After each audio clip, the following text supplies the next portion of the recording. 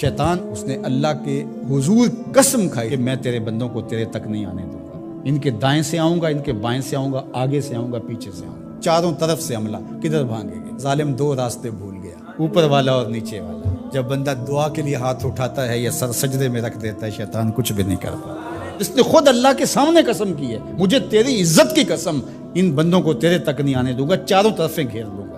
تو اس کے بڑے مکر و فریب اور بڑے طریقے۔ مطاف کے اندر کنکروں پر پیشانی رکھ کے ایک بندہ زاروں کے طرح رو رہا ہے اور کیا کہتا ہے، اے اللہ مجھے معاف کر دے، ورنہ قیامت کے دن مجھے نابینا اٹھانا، تیرا کیا تیرے بندوں کا سامنا بھی نہیں کر پاؤں گا۔ اتنے درد سے روتا ہے کہ چلنے والوں کے قدم رکتے ہیں۔ سر پہ کپڑا ڈالا ہے، زاروں کے طرح سسکیاں لے لے کے، ہچکیاں لے لے کے روتا ہے۔ کوئی اس کے پاس کھڑا ہو گیا، اس کی کمر پہ ہاتھ پھیر کے کہتا ہے، حوصلہ رکھ، اللہ بڑا کریم ہے، اللہ معاف کر دے گا۔ خیر جب وہ شخص رو رو کے آہوزاری کر کے اپنے رب کے حضور یہ تمنائیں کر کے اٹھ کے جانے لگا، تو اس شخص کو شوق تھا کہ میں دیکھوں یہ ہے کون۔ اتنا خوف خدا، اتنا ڈر رہا ہے، پتہ نہیں کون ہے، کیا گناہ کر بیٹھا ہے۔ لیکن جب اس صاحب نے سر اٹھایا تو اس کی چیخ نکل گئی، فائزہ ہوا شیخ عبد القادر جیلانی۔ تو یہ زاروں کے تار رونے والا شیخ عبد القادر جیلانی تھا۔ ساری زندگی خدمت خلق میں بسر ہوئی، اللہ کے حکام بجا لاتے ہوئے، لیکن خوف خدا، خشیت الہی کا عالم ہے۔ حضرت جنید بغدادی کے پیر ہیں حضرت سری سکتی رضی اللہ تعالیٰ عنہ، رشتے میں ماموں بھی لگتے ہیں۔ تو حضرت جنید بغدادی کو حضرت سری سکتی رضی اللہ تعالیٰ عنہ نے ایک دن وصیت کی۔ حضرت جنید کہتے ہیں میرے پاؤں تلے سے زمین سرکنے لگی، فرمانے لگے بیٹا جب میں مر جاؤں تو میری قبر بغداد سے باہر بنانا۔ میں نے پوچھا حضرت کیوں؟ لوگ تو بغداد میں دفن ہونے کو ترستے ہیں۔ کہا میری بدعمالیوں کی وجہ سے بغداد کی مٹی میری لاش قبول کرنے سے انکار نہ کر دے۔ الذین یبیتون لربہم سجدا وقیاما، یہ وہ لوگ ہیں جو اپنی راتیں سجدے میں اور قیام میں بسر کرتے ہیں۔ ہم تو 4 نمازیں تسلسل سے پڑھ لیں تو بے نمازیوں کو حقیر سمجھنے لگ جائیں، لیکن یہ کیا ہے، زندگی ذکر و فکر میں گزرتی ہے، سجدہ و قیام میں راتیں بسر ہوتی ہیں، لیکن عرض کیا کرتے ہیں، مالک ہم سے جہنم کا عذاب پھیر دے۔ آؤ میں اور آپ اپنے گریبان میں جھانکیں، اپنے من میں اتریں، اللہ نے ہمیں کتنی نعمتیں عطا کی ہیں، کیا کچھ نہیں عطا کیا۔ ہماری راتیں کیا قیام اور سجدوں میں بسر ہوتی ہیں۔ ہماری 5 نمازیں بھی پوری ہیں، اگر ہماری 5 نمازیں بھی پوری نہیں اور سجدہ و قیام بھی ہمیں نصیب نہیں ہے تو پھر افسوس ہے ہمارے جینے پر۔ جب کسی سے پیار پیدا ہوتا ہے تو پھر یہ آرزو مچلتی ہے کہ میں اس کے ہونٹوں سے سنوں کہ میں تم سے پیار کرتا ہوں۔ تو بندہ ہو کے پیار رب سے کرتا ہے تو پھر دل میں آرزو تو مچلتی ہے کہ کانوں میں کوئی نغمے رس گولیں اور کوئی مجھے کہے کہ تم پیار کرتے ہو تو وہ بھی تم سے پیار کرتا ہے، تو زندگی کی ساری تھکن اتر جائے۔ تو کہا کہ یہ سننا چاہتے ہو نا، یہ آرزو ہے نا تمہاری، تمہارے رت جگے، تمہاری راتوں کی تنہائیوں میں سجدے، تمہارا دن رات رکوع قیام اور تمہارا اس کے حضور پیچ و تاب اور اضطراب، اور زندگی کا یہ سارا تمہارا لف و نشر اس کی ذات کی رضا کے لیے ہے نا۔ تم چاہتے ہو کہ ہمارا رب ہم سے راضی ہو جائے، کبھی کعبے کے چکر کاٹ رہے ہو، کبھی پتھروں کو چوم رہے ہو، حجر اسود کو چوم رہے ہو، کبھی ملتزم پہ لپٹ لپٹ کے آہوزاریاں کرتے ہو، کبھی مطاف میں پیشانی رگڑتے ہو اور کبھی حتیم میں روتے ہو۔ تم اسی تڑپ میں ہو نا، یہی بتانا چاہتے ہو نا کہ ہم تجھ سے پیار کرتے ہیں، یہی بتانا چاہتے ہو نا کہ ہم تجھ سے محبت کرتے ہیں۔ کبھی سحری کے وقت مصلی بچھاتے ہو، تمہارے آنسو مصلی میں جذب ہوتے ہیں اور مصلی بھیگ جاتا تمہارے آنسوؤں سے، کوئی دیکھ نہیں رہا ہوتا، لیکن تمہارے دل سے یہ ہوک اٹھتی ہے جس کے لیے یہ آنسو جذب ہو رہے ہیں وہ تو دیکھ رہے نا، تمہیں یقین ہوتا ہے، لیکن محبت میں عجب تکرار کی خو ہے، کہو نا کہ مجھے تم سے محبت ہے، تو پھر یہ خو جو طبع کے اندر ہے، بندہ سننا چاہتا ہے، وہ بے تابیاں اسے تنگ کرنے لگ جاتی ہیں، اس کے اندر اداسیاں پیدا ہوتی ہیں کہ یار میں تو اس سے پیار کرتا ہوں، میں تو اس سے محبت کرتا ہوں، وہ بھی کرتا ہوگا، یہ تو یقیناً اس نے مجھے توفیق سجدہ نصیب ہی تب کی ہے، لیکن میں بھی تو سننا چاہتا ہوں کہ وہ مجھ سے پیار کرتا ہے، میرے سجدوں کا مل ڈالا اس نے۔ اگر میں گلی گلی کی خاک چھانی اور نگر نگر گھوم کے اس کے حرم کے چکر کاٹے اور دیوانہ وار گھوما تو وہ بھی تو کہے مجھے تیرے چکر عاشق زار نظر آ رہے ہیں اور میں تجھے پسند کرتا ہوں، تو چکر کاٹ رہا ہے، میرے حرم کا طواف کر رہا ہے، میں تیرے اوپر رحمتیں نچھاور کر رہا ہوں۔ تو سننا چاہتا ہے بندہ کہ وہ بھی کہے کہ ہاں تیری محبت قبول ہوئی، تیری محبت مراد کو پہنچی۔ تو آواز آئی تم یہ چاہتے ہو نا کہ وہ بھی تم سے محبت کا اظہار کرے اور اعلان کرے، اور اس کی محبت کا تمہیں یقین تو ہے لیکن وہ مزید جو ہے وہ اذعان و یقین کے سانچے میں ڈھل جائے۔ تو کہا کہ یہ اگر تم چاہتے ہو تو تم ایک طریقہ بتاتا ہوں، تم محبت کا جواب چاہتے ہو، تم ان سجدوں کا جواب چاہتے ہو، تم طواف اور ان چکروں کا جواب چاہتے ہو، تو تمہیں بتاتا ہوں میرے رسول کی چوکھٹ پہ آؤ اور ان کی اتباع کرو، ان کی اتباع کرو۔ تم نکلے تو محبت کرنے تھے، تم عاشق زار بنے تھے، لیکن یحببکم اللہ، وہ خدا ہو کہ تم سے محبت کرے گا۔ اچھا، یہاں میں ایک اور جملہ کہنا چاہوں گا، اور وہ یہ کہ یہاں ذکر کیا گیا حضور کی اتباع کا، تو اتباع سے قبل بھی محبت، اتباع کے بعد بھی محبت۔ قل ان کنتم تحبون اللہ فاتبعونی یحببکم اللہ، یعنی اتباع سے پہلے بھی محبت، اتباع کے بعد بھی محبت۔ تو کوئی اتباع لالچ میں بھی ہوتی ہے، کسی غرض میں بھی ہوتی ہے کہ میں اس کی بات مانوں تو مجھے یہ ملے گا، لیکن کہا کہ تم نے میرے رسول کی اتباع ایسی کرنی ہے جس کے آگے بھی محبت ہو، جس کے پیچھے بھی محبت۔ جب تم محبت کے دائرے میں رہ کے اتباع اور فرما برداری اور انقیاد اور اطاعت کے زمرے میں آ جاؤ گے تو پھر تم تو نکلے تھے رب سے پیار کرنے کے لیے، لیکن وہ رب ہو کے خود کہتا ہے میں اب تم سے پیار کرتا ہوں، اور درمیان میں اتباع میرے حضور کی آئی۔ یہ مائک جس کمپنی نے بنایا ہے، جب ہم مارکیٹ سے خرید کے لائے تھے تو اس کے ساتھ ایک چھوٹی سی بک بھی آئی تھی جس میں یہ بتایا گیا تھا کہ اس کو ہم نے استعمال کیسے کرنا ہے، خرابی کی صورت میں اس کی اصلاح کیسے ہوگی، اور اگر اس کے مطابق ہم اس کو استعمال کریں، جس طرح کی بیٹری اس کے اندر آنی چاہیے تو وہ ڈالیں گے تو دیر تک اس کے فوائد اور ثمرات حاصل کرتے رہیں گے۔ لیکن اگر ہم اس کتاب کو جو اس کے ساتھ ہمیں ملی تھی، جس کمپنی نے اسے بنایا ہے، تو اس کا طریقہ استعمال ساتھ بتایا ہے، اس کتاب کو پھاڑ کے پھینک دیں گے یا اس کو لپیٹ کے کہیں اونچی جگہ پہ رکھ دیں گے اور اس کو اپنی مرضی سے چلانا چاہیں گے تو پھر اپنی مرضی سے ہم اس سے فائدہ حاصل نہیں کر پائیں گے۔ تھوڑا وقت فائدہ حاصل ہوگا لیکن نتیجہ کچھ بھی نہیں ہوگا۔ تو جو کمپنی کوئی چیز تیار کرتی ہے تو اس کا طریقہ استعمال بھی ساتھ چھوٹی سی بک کی صورت کے اندر آپ کو دیتی ہے۔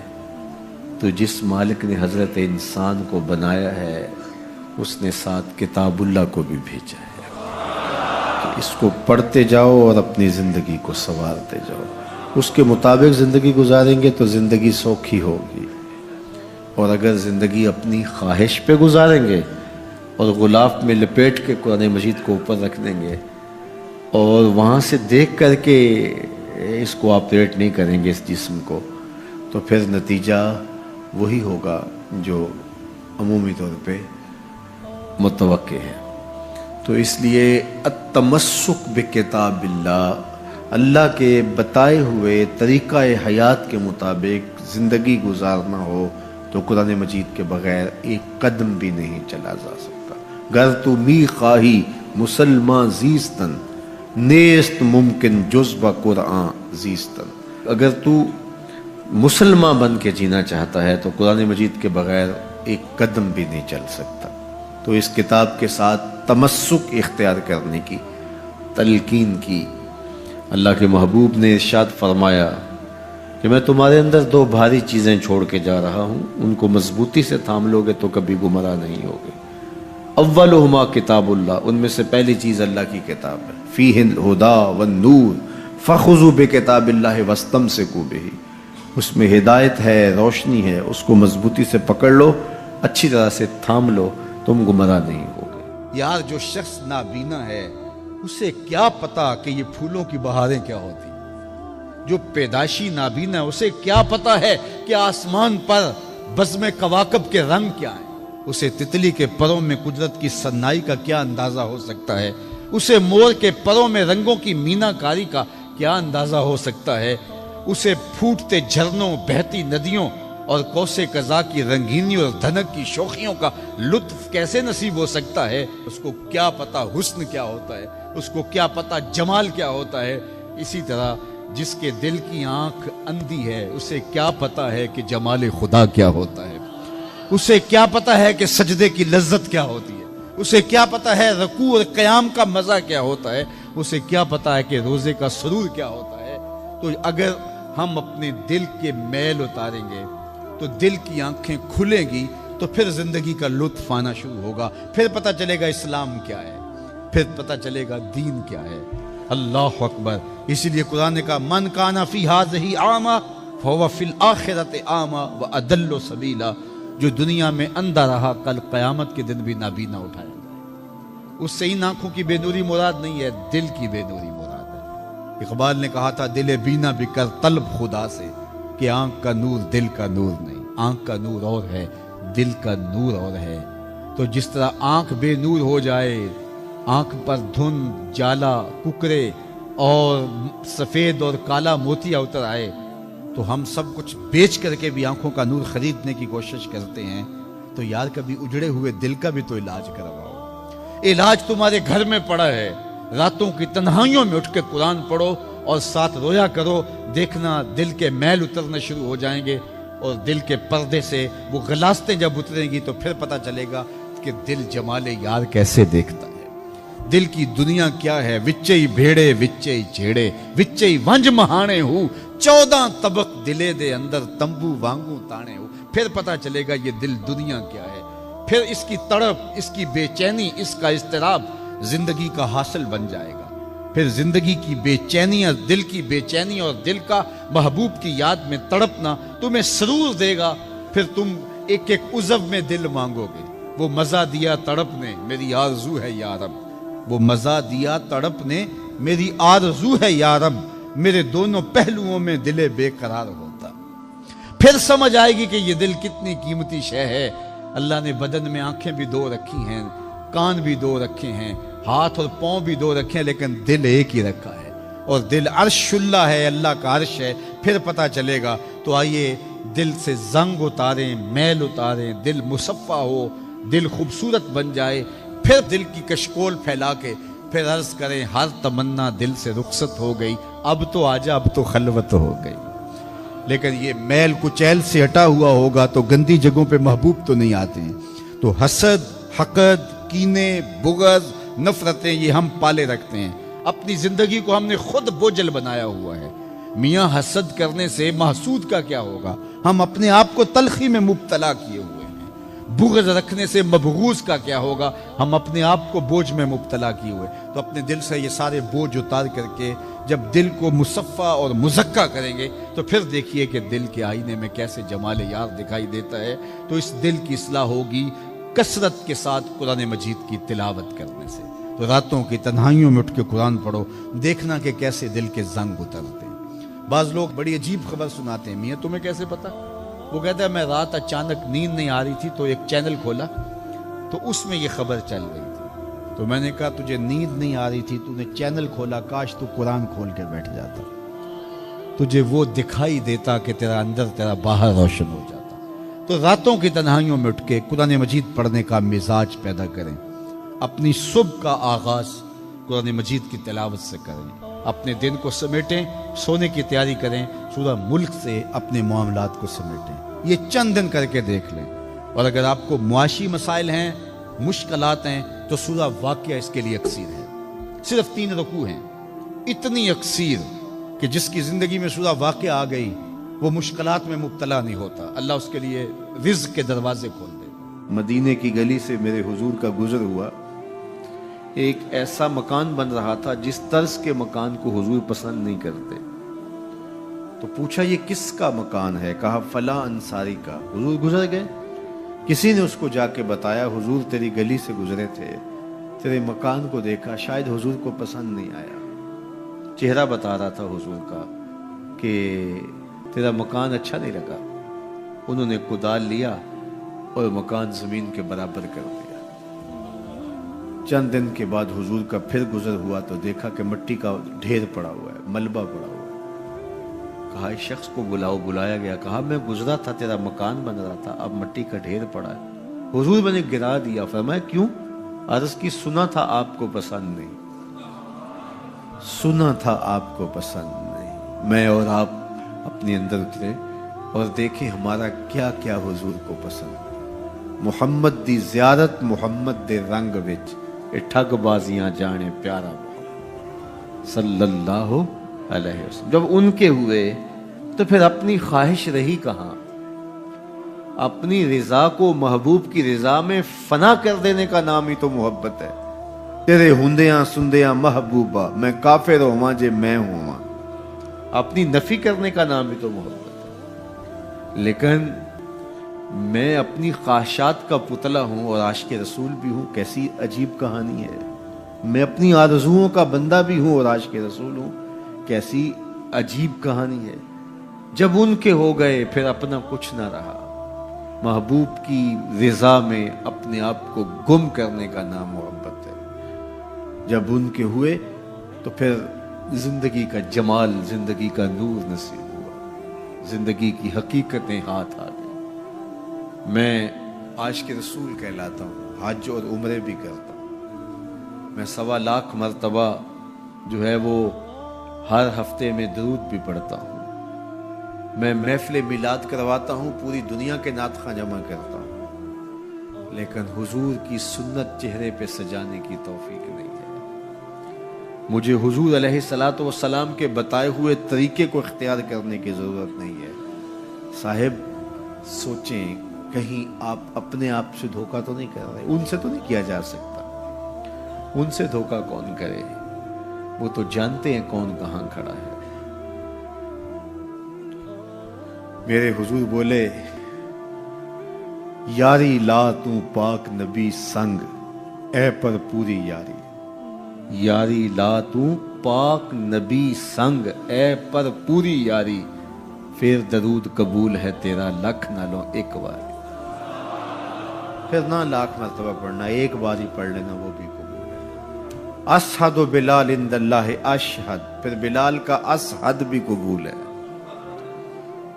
وہ چہرہ اور چہرے کا دل نہیں دیکھتے، بندے کا دل دیکھتے ہیں۔ تو جب تم اپنے باطن کو حضور کے نام پہ لگاؤ گے تو پھر ایک ایک عمل ان کی سنت کی اتباع میں۔ یہ صوفی کی علامات ہیں۔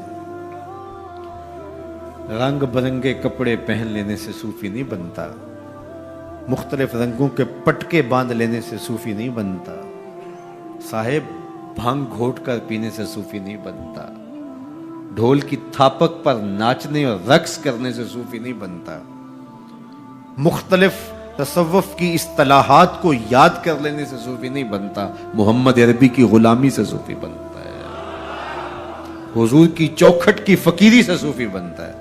طائف کے بازاروں میں لوگوں نے پتھر تک مارے، نالین خون سے زخمی ہو گئے، اور ادھر سے حکم بھی آتا ہے محبوب بولو تو صحیح۔ ان پہاڑوں کو ایسے جو ہے وہ جوڑیں گے کہ یہ درمیان میں پس کے رہ جائیں گے، عذاب کے فرشتے حاضر ہو کے پیشکش کرتے ہیں، لیکن میرے حضور فرماتے ہیں نہیں، میں رحمت بن کے آیا ہوں۔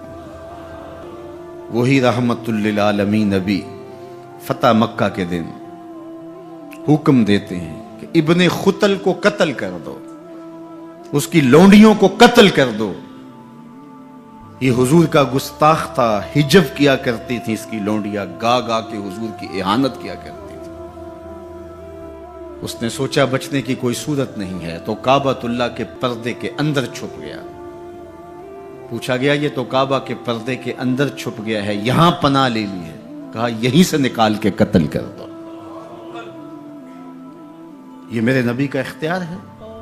حضور چاہیں تو معاف کر دیں، حضور چاہیں تو حکم صادر کریں کہ ان پر حد جاری کر دی جائے، ان کو سزا دی جائے.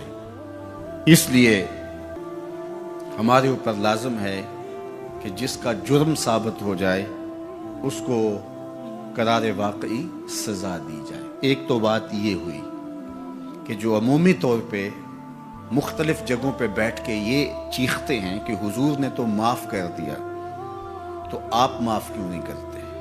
آپ اتنے سخت کیوں ہو گئے ہیں؟ آپ حضور کے ماننے والے نہیں ہیں؟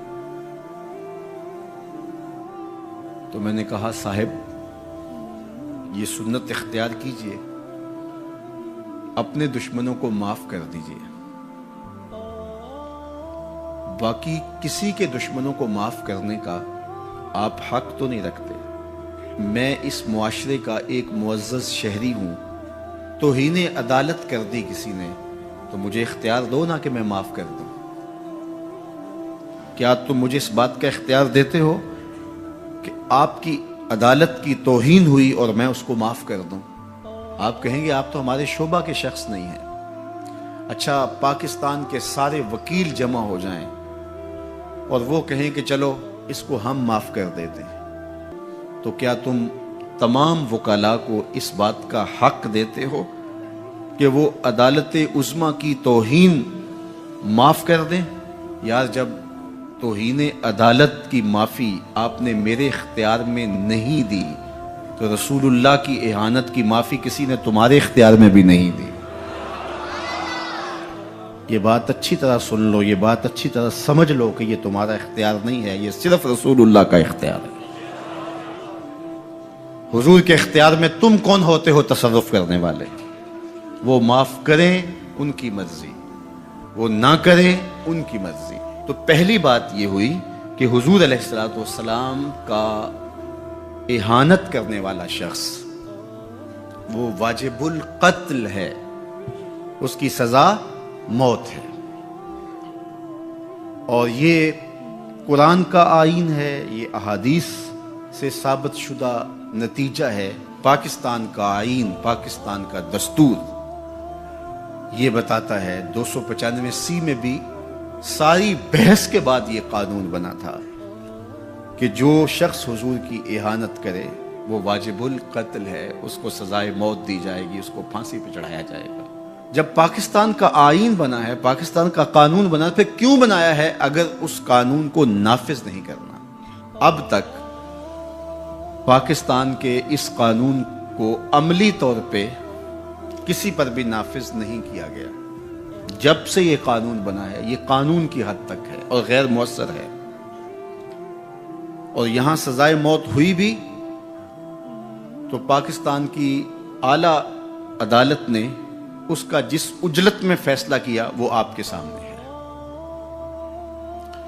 اس فیصلے نے امت مسلمہ کو دکھی بھی کیا ہے، مضطرب بھی کیا ہے، عدالتوں سے لوگوں کا اعتماد بھی اٹھ گیا ہے. اور دوسری بات، ان حالات کے اندر پاکستان کے وزیر اعظم نے جس طرح جلتی پر تیل ڈالا ہے اور جس طرح کی گفتگو کی ہے، کیا ایک وزیر اعظم کو یہ زیبا ہے؟ رعایا اولاد کی طرح ہوتی ہے. اس تقریر نے جلتی پر تیل کا کام کیا. تیسری بات میں آپ سے یہ کہنا چاہوں گا کہ اس وقت ہم پراکسی وار میں ہیں. ہمارا دشمن ہمارے وجود کو برداشت نہیں کرتا. ہم ایٹمی قوت ہیں اور وہ ہمیں صفحہ ہستی سے مٹانا چاہتا ہے. پاکستان کے اندر یہ جو آئین 295C ہے، مغرب کو ایک آنکھ نہیں بھاتا اور وہ چاہتے ہیں کہ یہ قانون غیر مؤثر تو ہے ہی ہے، یہ قانون ختم بھی ہو جائے. اور ایک تیر سے وہ کئی شکار کرنا چاہتے ہیں کہ قانون بھی توڑ دیا جائے اور یہ وطن بھی توڑ دیا جائے. لیکن ہمیں سوچنا ہے حضور سے ہمارا رشتہ لازوال ہے اور یہ ملک بھی اپنا ہے. اس لیے احتجاج ہمارا جمہوری اور آئینی حق ہے، اور اس کو ہم جس انداز میں بہتر سمجھتے ہیں احتجاج ریکارڈ کروانا چاہیے۔ کسی نے بیان دے دیا، کسی نے تحریر لکھ دی، کسی نے کالم لکھا، کسی نے میڈیا پہ آ کے اپنے جذبات کا اظہار کیا، کسی نے اداروں کو پیغام دیا، کسی نے احتجاجی مظاہرہ کر کے جلوس نکال کر کے اعلان کیا، کسی نے دکان بند کر کے اس بات کا اعلان کیا کہ ہم تمہارے اس فیصلے کو قبول نہیں کرتے۔ تو یہ ہمارا آئینی جمہوری دستوری حق ہے کہ ہم اپنے جذبات کا اظہار کریں، لیکن ہمیں اس موقع پہ گہری نظر رکھنا پڑے گی کہ دشمن اس سے فائدہ حاصل نہ کرے۔ اپنے لوگوں کو مرتب اور منظم رکھا جائے۔